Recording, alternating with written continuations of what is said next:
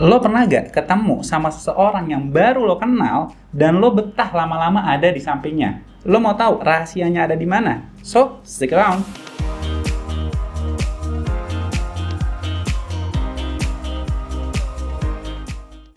Hai semua, jumpa kembali dengan gue Ana Alkatiri. Pada video kali ini gue akan membahas tips menjadi pribadi yang menyenangkan.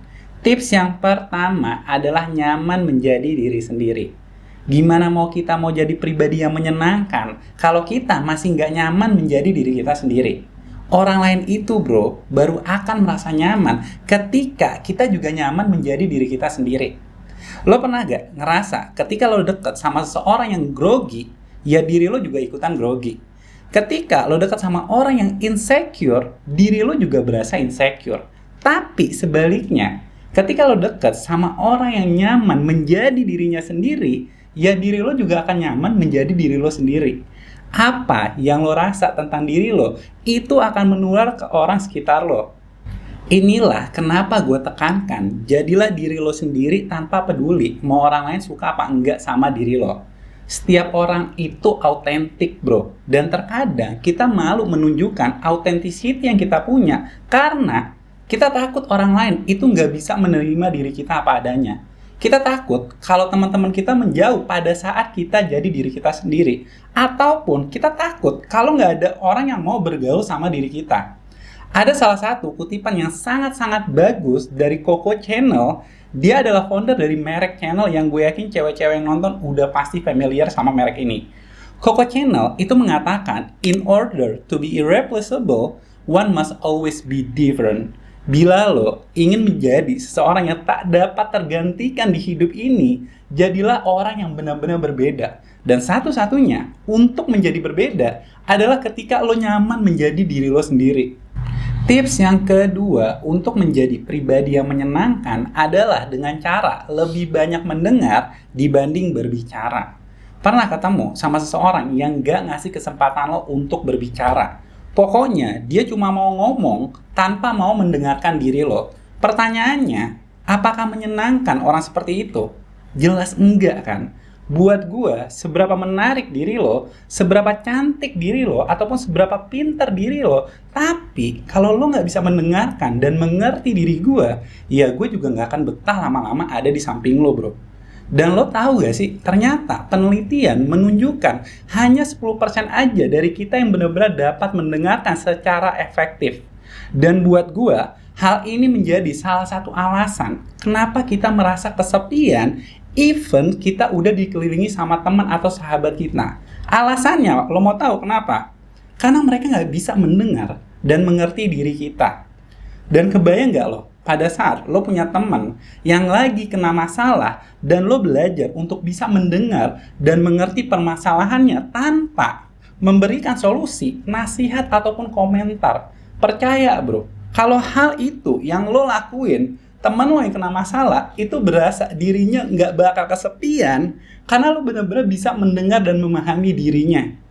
So, bila lo ingin menjadi pribadi yang menyenangkan, belajarlah untuk mendengar sebelum diri lo meminta untuk didengarkan. Tips yang ketiga adalah memiliki selera humor. Ada salah satu pernyataan dari Jeffrey Hall yang mana ia adalah profesor ilmu komunikasi di The University of Kansas.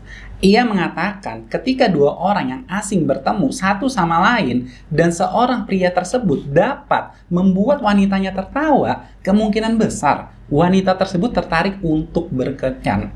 Gokil gak bro? Dengan kata lain, kalau lo memiliki sense of humor yang baik, dalam sekejap lo akan menjadi pribadi yang menyenangkan di depan orang lain. Tapi iya gak sih? Kita akan merasa lebih dekat ketika ada seseorang yang mampu membuat diri kita tertawa. Kalau lo bro emang gak ngerasa diri lo lucu, tenang. Jangan berkecil hati. Lo dapat belajarnya dari meniru teman lo yang lo yakini emang beneran lucu. Atau lo dapat menonton stand up komedi dan lo coba memberikan jokes tersebut di depan gebetan lo. Lo set tuh pikiran lo, kalau hidup yang lo jalani jangan dibawa terlalu serius. Kadang kita ini terlalu kaku ngejalanin hidup karena we take anything personally. Kalau lo dikit-dikit baperan sama omongan orang, mungkin itu salah satu penyebab yang ngebuat diri lo nggak punya selera humor. So, kalau lo ingin menjadi orang yang menyenangkan, belajarlah untuk meniru perilaku teman lo yang lucu dan coba tes jokes tersebut ke teman sekitar lo. Tips yang keempat adalah tersenyum. Ketika lo tersenyum ke orang lain itu akan melihat diri lo orang yang ramah, easygoing, dan menyenangkan. Orang lain itu nggak akan segan memulai percakapan sama lo karena diri lo bener-bener tampak menyenangkan. Dan lo tahu gak sih, ternyata berdasarkan dari sains, ketika kita tersenyum, itu akan meningkatkan suasana mood kita, menurunkan stres, meningkatkan kekebalan tubuh, bahkan memperpanjang hidup kita.